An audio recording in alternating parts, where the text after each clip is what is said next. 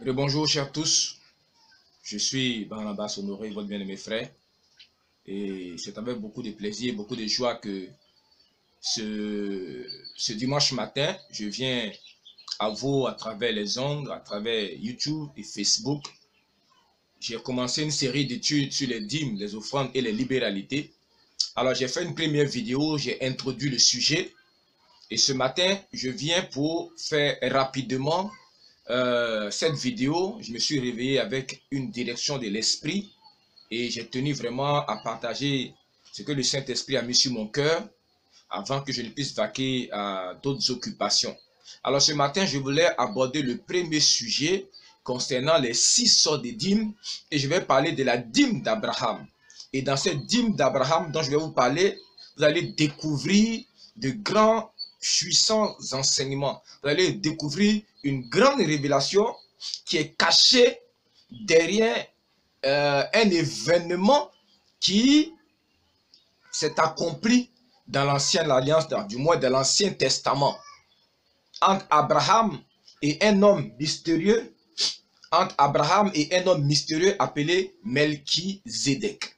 J'aurai l'occasion, si Dieu me le permet, de parler de façon détaillée de qui est Melchizedek et qu'est-ce que l'ordre de Melchizedek. L'enseignement sur l'ordre de Melchizedek n'est pas de moi. C'est une révélation que l'un de mes mentors, l'un des prophètes que j'ai l'honneur de suivre, que mon cœur a accepté comme un mentor, c'est un enseignement qu'il a reçu du Seigneur Jésus. Mais comme l'enseignement est en anglais et qu'il est très long, c'est un enseignement qui dure près de 20 heures. Je vais prendre la quintessence de cet enseignement-là et je vais vous le transmettre. Je vais essayer de réenseigner à partir des éléments qu'il a révélés, à partir des éléments que le Saint-Esprit lui a révélés. Mais maintenant, revenons à notre sujet concernant la dîme d'Abraham. La première dîme dont nous voulons parler, c'est la dîme d'Abraham. Je voulais dire quelque chose que j'ai reçu à cœur ce matin. Ce que nous sommes en train de faire, ce que je suis en train de faire, je ne suis pas en train d'organiser des rébellions ou des révoltes dans l'église. Je suis en train de parler de révolution. Révolution autour des Écritures. Et cette révolution autour des Écritures-là, je demande à tout le monde, ceux qui se sentent intéressés par le sujet, par l'église de Dieu, ceux qui ont un amour pour le Seigneur Jésus, nous ne fermons la porte à personne, même ceux que nous dénonçons, ceux que nous critiquons. Nous sommes prêts à les recevoir, nous sommes prêts à diffuser les messages. Si ces messages-là sont constructifs et que ces messages-là constituent réellement l'évangile de Jésus. Je voulais que vous me compreniez bien. Donc, par rapport à ce que je suis en train d'enseigner sur la dîme et les offrandes, je demande à tous ceux qui nous écoutent de continuer de pratiquer la dîme et les offrandes telles que leurs églises leur enseignent. Continuez de pratiquer, continuez de faire ce que vous avez l'habitude de faire, jusqu'à ce que j'ai fini la série d'études et que vous ayez la révélation et la connaissance de ces choses, et qu'avec cette connaissance, vous alliez devant Dieu, vous priez jusqu'à ce que le Seigneur Jésus vous donne la conviction que cette voie-là est la bonne et que cette voie est bonne pour vous. Donc, voilà le conseil. Si vous avez l'habitude d'apporter une dîme et une offrande à un homme de Dieu, continuez de le faire. Qu'il soit faux, qu'il soit vrai, moi, ce n'est pas mon problème. Ça, c'est entre vous, votre conscience et le Saint-Esprit. Mais je le dis parce que nous ne voulons pas que des vrais serviteurs de Dieu qui sont à la tâche dans les églises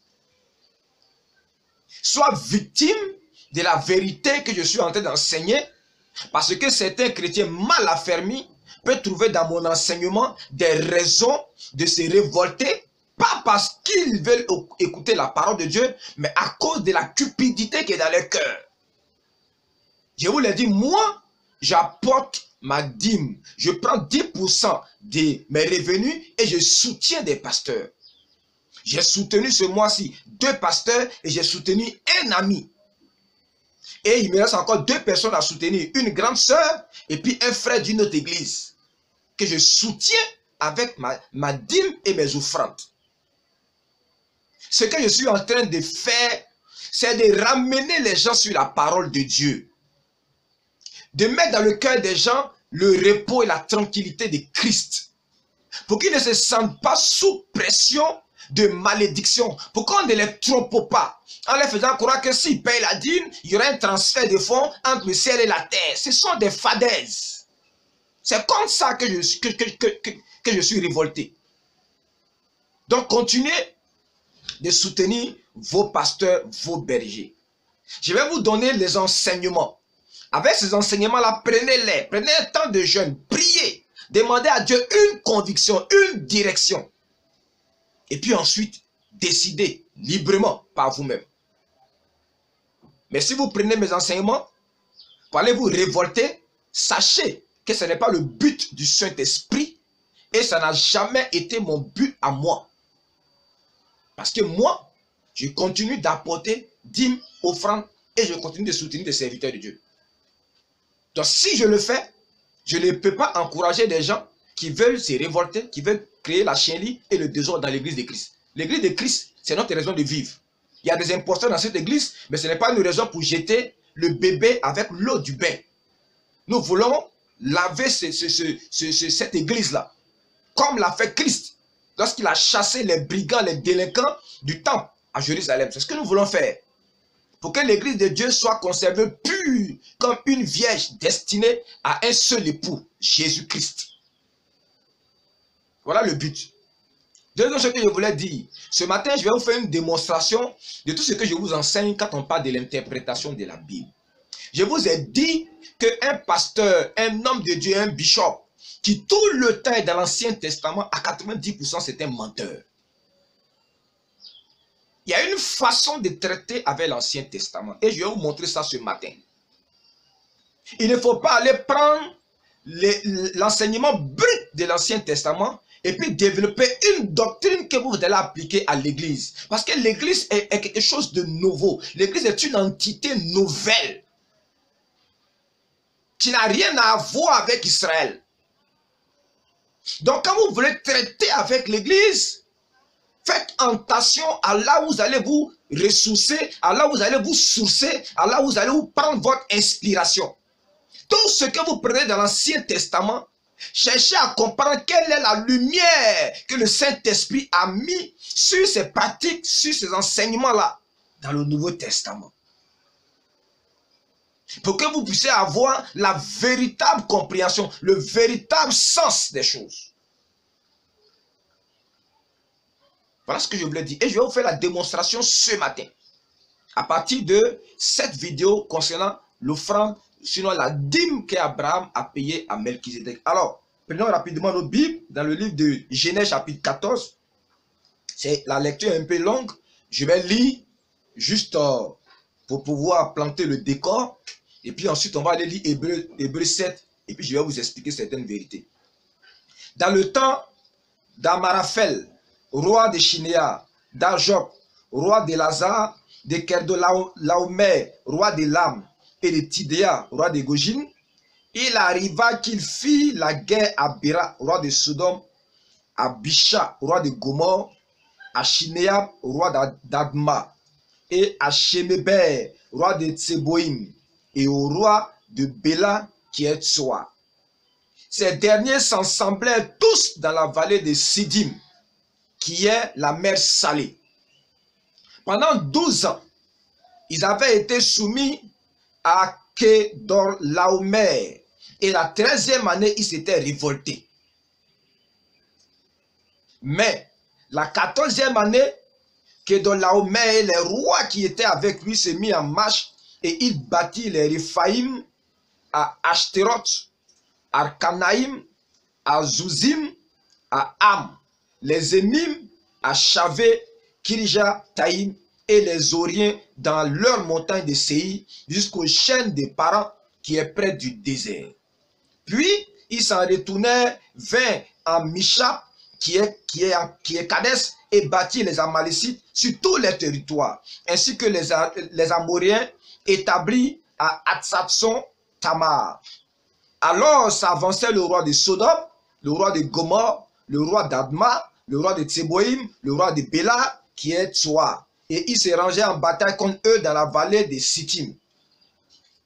Donc voici, la Bible rapporte ici qu'il y a eu une guerre. Il y a eu une guerre dans le territoire autour de la mer Salée, autour de cette partie d'Israël là, où se trouve la mer Morte. Et qu'est-ce qui s'est passé? Quand il y a eu cette bataille, la bataille va s'étendre jusqu'à Sodome et Gomorre où se trouvait Lot, le neveu d'Abraham. Et Lot sera pris. Il sera envoyé en captivité. Et Abraham va apprendre que son neveu Lot a été capturé. Alors, il va monter une armée rapidement, composée de ses travailleurs et de tous ceux qu'il avait pris comme des mercenaires qui travaillaient pour lui. Et ils vont décider d'aller se battre. Maintenant, il va gagner la bataille.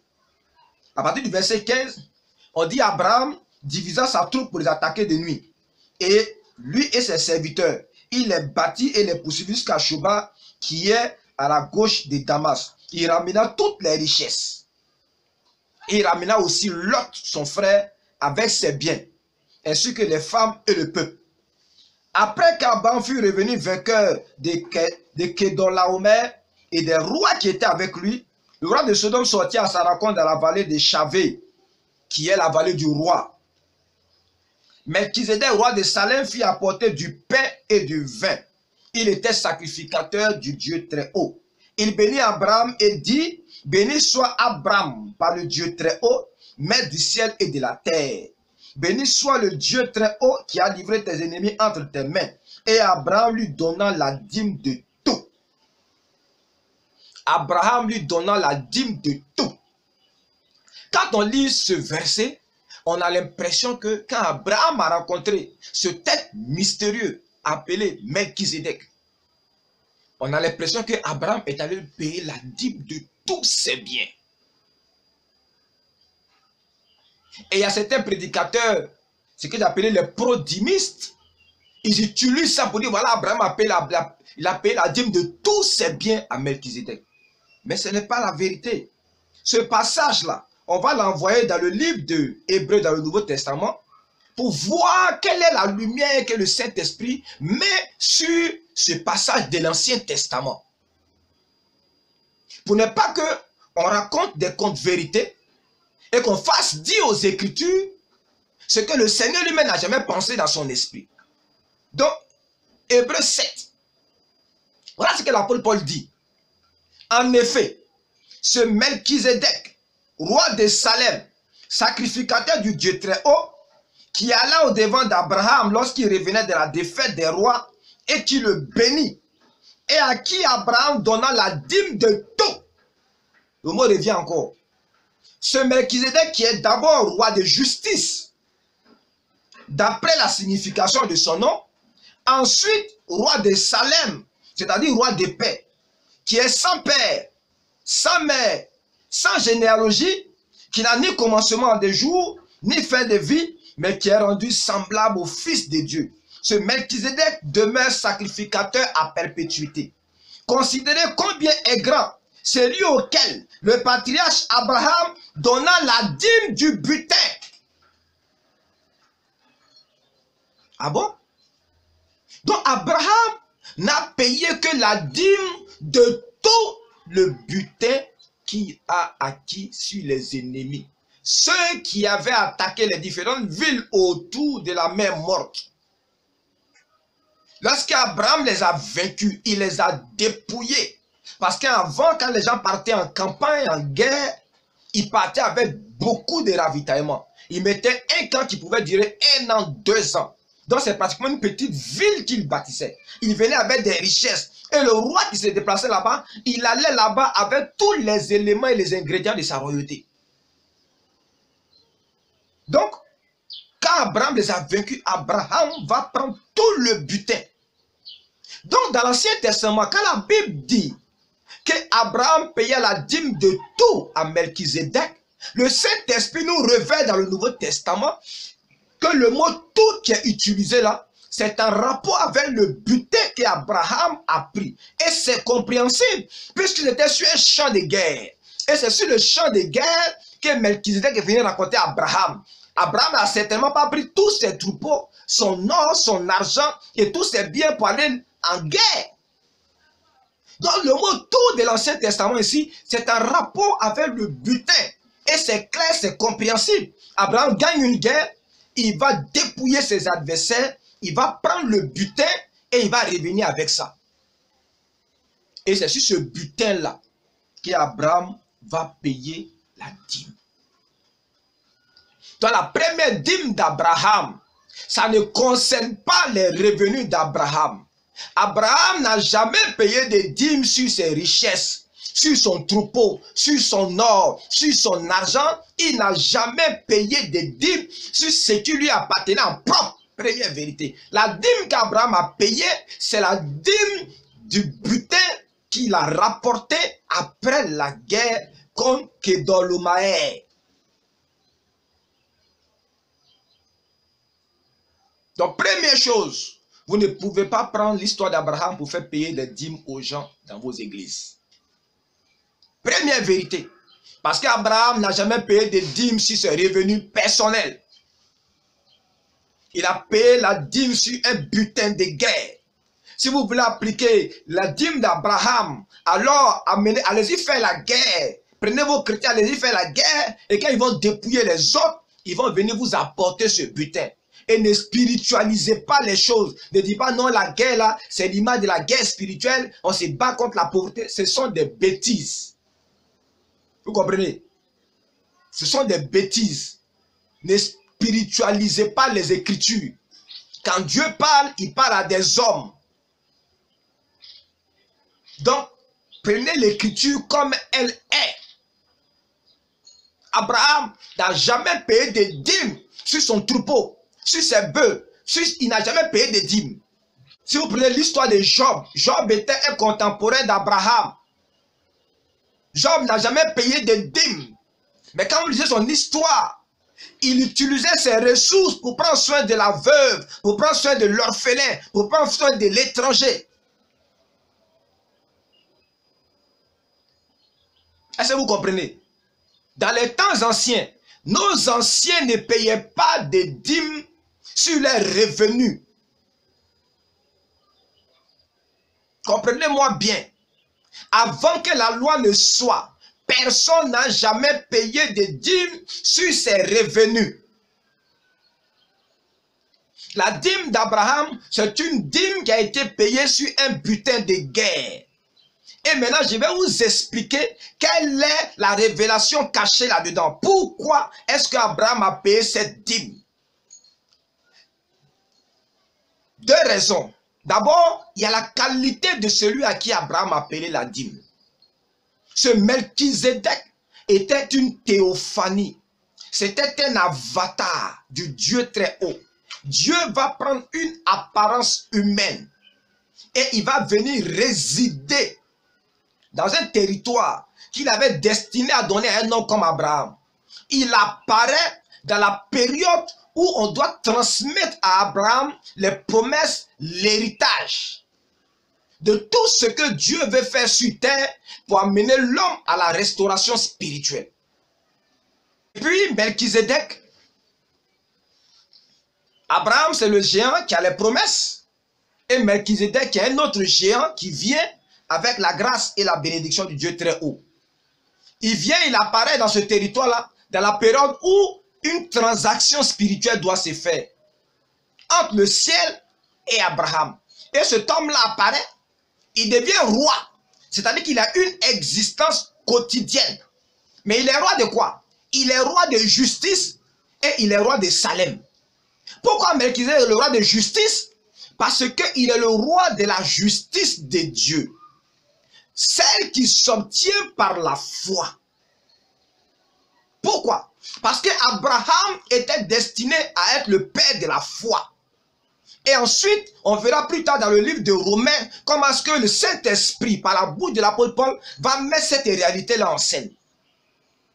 Abraham avait les promesses. Ces promesses-là, c'était de faire sortir des reins d'Abraham une lignée d'individus qui devenaient des fils de Dieu par la foi.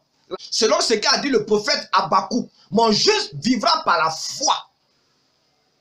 Donc cet homme qui vient, Melchizedek, il vient d'abord comme le roi de justice, la justice de Dieu, celle qui s'obtient par la foi et non pas par la loi. Deuxième chose, il est le roi de Salem, il est le roi de paix. Qui dit Salem, dit paix, dit repos. Il est le roi qui campe sur le repos de Dieu. Et la Bible dira plus tard qu'un Christ n'a reçu le repos de Dieu. Donc Abraham qui avait les promesses, il va rencontrer ce texte mystérieux qui va l'introduire dans deux réalités. La justice de Dieu qui s'obtient par la foi et la paix, le repos de Dieu qui se trouve dans le nom de Jésus-Christ. Car tous ceux qui croient en lui entrent dans le repos de Dieu. Christ est le repos de Dieu, mes chers amis. Quand vous êtes en Christ, personne ne doit vous effrayer. Aucune malédiction ne doit vous effrayer. Aucun être humain ne doit vous effrayer quand vous êtes en Christ. Vous êtes en Christ, vous êtes dans le repos de Dieu. Vous êtes dans les promesses de Dieu. Même lorsque vous avez péché, personne ne peut venir détruire votre vie. Parce que vous êtes dans le repos de Dieu. Même le péché ne peut pas vous vaincre. Parce que Dieu vous a donné la repentance par le sang de Jésus. Si vous avez péché, il suffit simplement de revenir à Christ de tout votre cœur, de demander pardon et le sang de Jésus va vous laver. Parce qu'en Christ, vous êtes dans le repos de Dieu. Et cet homme, il est venu rencontrer Abraham. Mais il ne vient pas les bras vides. Il vient avec du pain et du vin. Dans l'Ancien Testament, chaque fois que vous voyez le pain et le vin, c'est que c'est un sacrificateur qui est en action. Il vient pourquoi? Il vient pour renforcer, pour confirmer une promesse de Dieu. Il vient dans une démarche d'alliance. C'est pourquoi Jésus, avant d'aller à la croix, il va organiser la Sainte Seine avec le pain et avec le vin. Pour annoncer qu'une alliance nouvelle allait commencer. Pour annoncer que quelque chose allait commencer sur terre. Et ce Melchizedek, quand il raconte Abraham, il vient avec le pain et le vin. Pourquoi?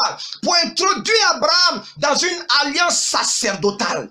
Lorsque Christ devait mourir à la croix, il a fait la même chose parce qu'il voulait introduire un nouveau sacerdoce. Donc, la dîme qu'Abraham paye, ce n'est pas un problème d'argent, ce n'est pas un problème de business. Et l'apôtre Paul va expliquer cela. Donc ce Melchizedek, la Bible dit qu'il demeure sacrificateur à perpétuité. Il est sacrificateur du Dieu très haut à perpétuité. Quand la Bible dit qu'il est sacrificateur à perpétuité, ça veut dire quoi? Ça veut dire que sa sacrificature, le sacerdoce qu'il exerce, ne peut pas être transmis à quelqu'un d'autre. Et c'est quoi un sacrificateur? Un sacrificateur, c'est celui qui se tient entre Dieu et les hommes pour plaider en faveur des hommes quand ils ont péché et obtenir la miséricorde de Dieu, obtenir la purification des péchés, obtenir la justice de Dieu. Donc un sacrificateur, c'est d'abord un médiateur, c'est un intercesseur, c'est celui qui rend favorable Dieu, c'est celui qui permet aux êtres humains de se présenter devant Dieu en réglant le problème du péché. Et cet homme, la Bible dit que la sacrificature qu'il avait n'était pas transmissible. Or Dieu voulait donner quelque chose à Abraham. Écoutez-moi très bien. Donc, ça... Le sacrificateur Melchizedek, il vient et il va avoir une transaction. On dit, considérez combien est grand celui auquel le patriarche Abraham donna la dîme du butin.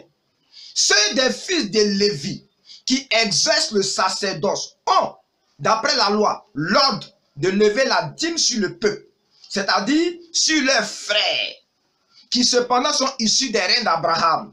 Et lui, qui ne tirait pas de son origine, il leva la dîme sur Abraham et il bénit celui qui avait les promesses. Or, sans contredire, c'est l'inférieur qui est béni par le supérieur. Et ici, ceux qui perçoivent la dîme sont des hommes mortels, mais là, c'est celui dont il est attesté qu'il est vivant. De plus, Lévi, qui perçoit la dîme, l'a payé pour ainsi dire par Abraham, car il était encore dans les reins de son père lorsque Melchizedek alla au devant d'Abraham. Si donc, bon après on lira ça. Voilà la révélation bien aimée. Abraham qui a les promesses. Le temps approche où la lignée que Dieu lui a promise, la lignée d'Isaac, la lignée des fils de la promesse, allait commencer à se manifester sur terre. Vous verrez qu'après la rencontre avec Melchizedek, Dieu va rentrer dans une autre alliance formelle avec Abraham et puis Isaac va naître.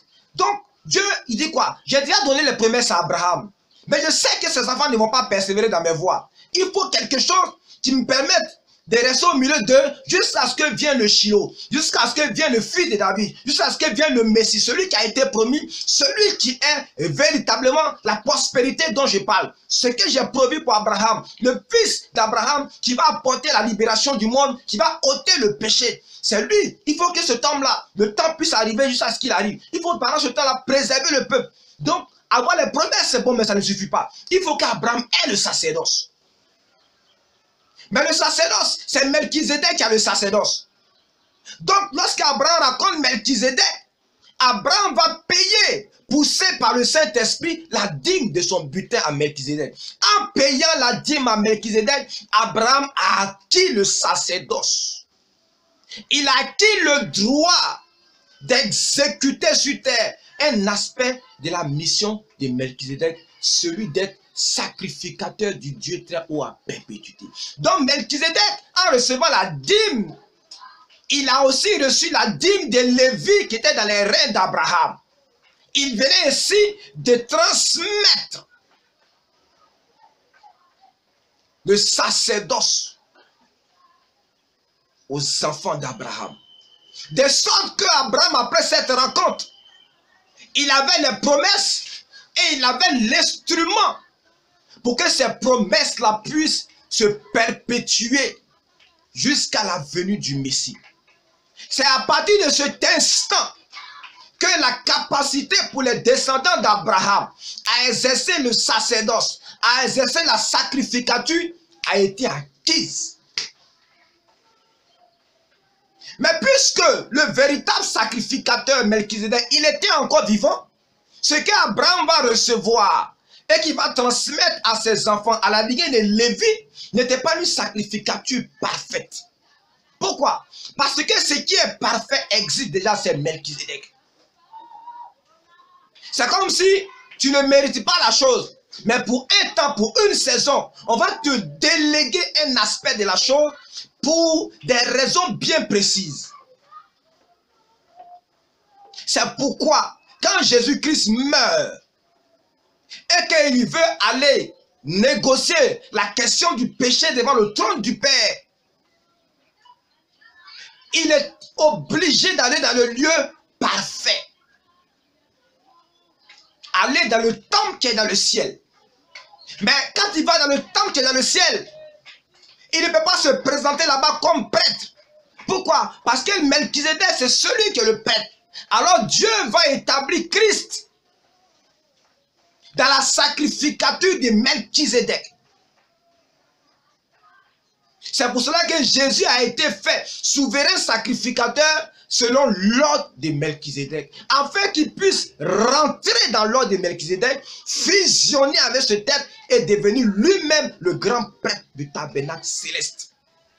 Et la Bible dit, il peut sauver parfaitement tous ceux qui s'approchent de lui. Et la Bible dit qu'il a fait la purification des péchés et s'est assis à la droite du trône du Père. Donc cette petite histoire de dîme, que vous, à cause de votre cupidité, vous ne voyez que le côté financier, derrière cette rencontre se trouve un mystère extraordinaire, c'est celui de la sacrificature lévitique. Comment elle commence? Et pourquoi est-ce que la sacrificature lévitique ne pouvait pas être une sacrificature parfaite? Pourquoi est-ce que le sacerdoce de Lévi n'était pas parfait? Parce que ce qui est parfait existait déjà. Parce qu'il a reçu la sacrificature de quelqu'un qui était déjà parfait. La Bible dit qu'il est parfait, il est sans généalogie. Il n'a ni commencement ni fin. Et son sacerdoce n'est pas transmissible. Mais Dieu va faire une dérogation. C'est pourquoi, pour que Lévi puisse exercer le sacerdoce, il fallait qu'on ait une loi temporelle. Il fallait qu'il y ait une loi dans un temps précis et que ce sacrificature soit limité. Parce que ce n'est pas une sacrificature parfaite. Elle ne pouvait pas être éternelle. Donc toutes les lois, toutes les ordonnances qui ont été prises dans la sacrificature lévitique, ce n'était que des choses temporaires. Et la dîme, les offrandes, les prémices, toutes ces choses-là font partie du grand package de la sacrificature du sacerdoce lévitique. C'était pour un temps. Maintenant, avec Christ, nous sommes dans la sacrificature de Melchizedek. Et dans cette sacrificature, il n'y a plus de Lévites. Nous sommes tous des sacrificateurs selon l'ordre de Melchizedek. Tous ceux qui acceptent Jésus deviennent des sacrificateurs. C'est pas la Bible qu'il a fait de nous un royaume et des sacrificateurs pour Dieu son Père. À partir de cet instant-là, le sacerdoce lévitique, ses lois et ses prescriptions ne peuvent plus être opposées à un chrétien. Dans toutes ces histoires de dîmes, d'offrandes, de prémices, de toutes ces choses-là, ce n'était que des lois et des principes qui avaient été établis pour faire perdurer, pour faire vivre la sacrificature lévitique. Et cette sacrificature lévitique est une sacrificature, c'est un sacerdoce qui a été donné de façon dérogatoire. C'est une dérogation que Melchizedek va accorder à Abraham afin qu'il puisse préserver, persévérer dans les lois de Dieu, garder la voie de Dieu jusqu'à ce que vienne le Shiloh, celui qui a été promis, le Messie. Et quand Jésus-Christ vient, il ne vient pas de la tribu de Lévi, mais il sort d'une autre tribu, qui est une tribu royale.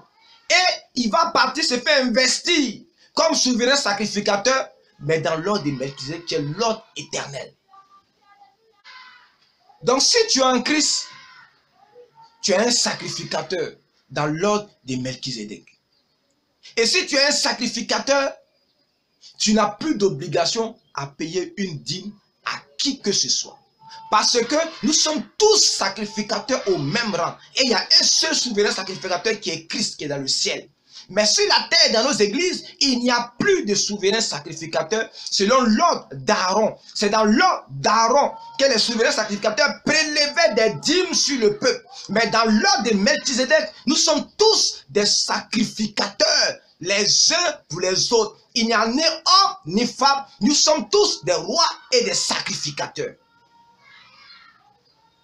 Donc, vous ne pouvez pas invoquer Abraham, vous ne pouvez pas invoquer Moïse pour instituer une dîme. Voici la révélation. Donc, il faut retenir ceci. Abraham n'a jamais payé de dîme sur ses revenus. Ni Job, ni Isaac. On parlera de la dîme de Jacob la prochaine fois. Jamais ils doivent payer des dîmes sur leurs revenus. La seule dîme qu'Abraham a payée, et Abraham l'a payée parce qu'il y avait une transaction spirituelle entre lui et Melchizedek. Il devait recevoir le sacerdoce. Il avait déjà les promesses. Il fallait qu'il reçoive le sacerdoce. Et en payant cette dîme, c'est Lévi qui dans ses reins a payé la dîme et qui a acquis le droit d'exercer un aspect du sacerdoce de Melchizedek qui est un sacerdoce éternel.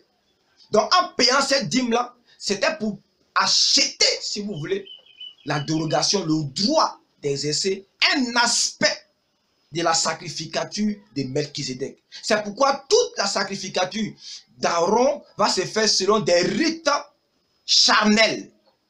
Ça ne va obtenir que la purification de la chair. Ça n'avait aucune valeur spirituelle. Ça ne traversait pas les cieux des cieux. Parce que ce n'était qu'une dérogation. Mais quand Christ vient, il prend son sang à la résurrection et il va traverser tous les cieux. Pour aller où? Dans le tabernacle parfait. Dans le tabernacle parfait, celui qui est le grand prêtre, le grand officiant, c'est Melchizedek. C'est pourquoi David dira plus tard, le Seigneur l'a juré, tu es sacrificateur selon l'ordre de Melchizedek. Il fallait que le Seigneur Jésus ait ce titre-là pour pouvoir prendre son sang et aller dans le tabernacle parfait dans la présence de Dieu. Et obtenir une bonne fois pour toutes la purification définitive et éternelle du péché. C'est pourquoi la Bible dit que son sacrifice est parfait. C'est pourquoi la Bible dit qu'il peut sauver parfaitement ceux qui s'approchent de lui. Parce que dans le principe de la sacrificature de Melchizedek, le sacrificateur est vivant pour l'éternité. Il peut donc plaider, il est parfait, il est vivant pour l'éternité. Or, dans la sacrificature d'Aaron, les gens n'étaient pas parfaits parce que lorsqu'ils entraient dans le temple, ils devaient offrir des sacrifices pour eux-mêmes.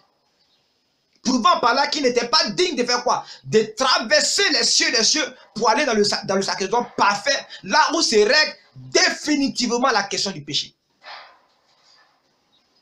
Mais quand Jésus est venu, comme il était parfait, il a eu l'audace de prendre son sang, de traverser les cieux et de se présenter devant le Dieu d'éternité en tant que sacrificateur selon l'ordre de Melchizedek. Présenter son sang et prendre cette place. Comme Melchizedek, il était une théophanie.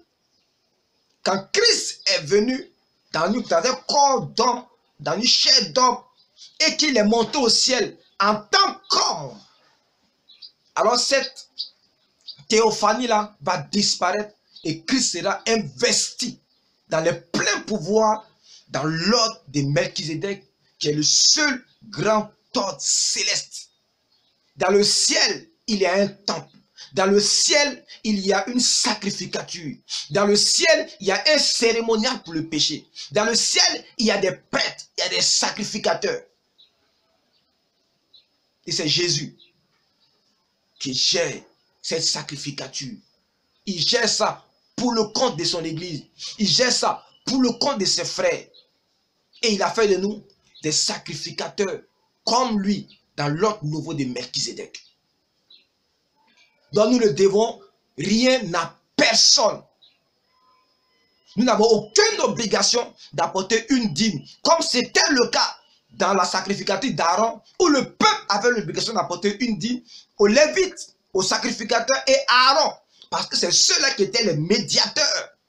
Mais en Christ, je suis moi-même un sacrificateur, j'ai un libre accès au trône de Dieu, je n'ai plus d'intermédiaire, je n'ai besoin de personne pour me tenir devant la face de Dieu. Je ne dis pas que je n'ai pas besoin de la prière des gens. Je ne dis pas que je n'ai pas besoin d'être enseigné. Je dis que je n'ai besoin de personne pour me rendre devant la présence de Dieu, pour me rendre dans la présence de Dieu. Ce qui n'était pas le cas dans les temps anciens. C'est pourquoi il y avait des prêtres, c'est pourquoi il y avait un rituel, c'est pourquoi il y avait des gens consacrés dont il fallait prendre soin. Mais maintenant, nous avons un libre accès au trône de Dieu au travers du sang de Jésus-Christ. Nous avons un libre accès au cœur de notre Père au travers du sang de Jésus-Christ. Jésus est la fin du sacerdoce lévitique et de toutes ses prescriptions. Que ce soit les prescriptions sacrificielles, comme les prescriptions financières, matérielles, les prescriptions alimentaires. Jésus est la fin de toutes ces choses. Pour que commence une nouvelle sacrificature, où les sacrifices que nous offrons sont des sacrifices spirituels, de louange, d'adoration, des paroles d'action de grâce, de bonnes œuvres que nous faisons à la gloire et à la louange de Jésus-Christ notre Seigneur, notre véritable souverain sacrificateur, notre modèle parfait. Voilà l'enseignement de la dîme d'Abraham. La dîme d'Abraham, ce n'est pas une question d'argent. C'est une question hautement spirituelle. C'est une grande transaction spirituelle par laquelle Abraham a acquis pour ses enfants une dérogation d'exercer un sacerdoce pour lequel il n'avait aucune qualification, qui était un sacerdoce temporaire, passager. Si vous avez compris ça, vous verrez d'être délivré d'une première possession humaine. Un premier voile vient de quitter vos yeux.